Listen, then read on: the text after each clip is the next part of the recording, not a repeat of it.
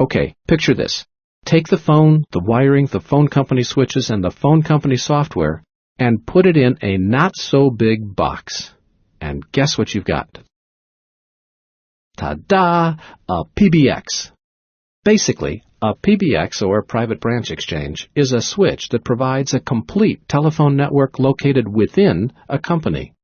You can think of it as a smaller version of the public switched telephone network. A PBX is designed to handle incoming and outgoing calls as well as communication within the company. A PBX is a shared resource. This means that not everyone in the company has his or her own dedicated phone line to the public telephone network. Actually, users share a limited number of lines for incoming and outgoing calls.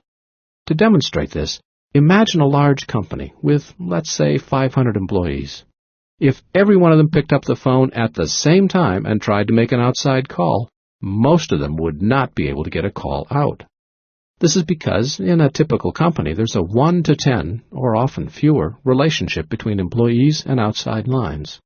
So just because you have 10 phones doesn't necessarily mean you have 10 outside lines.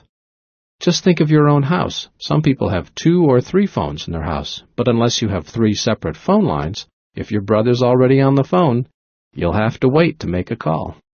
Of course, there are exceptions, and one of them is a large telemarketing organization.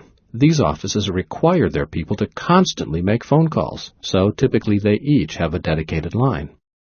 One of the jobs of a PBX is to allocate lines when people make phone calls.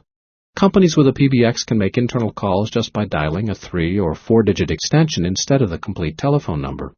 Outbound lines are usually secured by dialing 9 before the phone number. Additionally, it's possible to link PBXs at different sites with direct connections.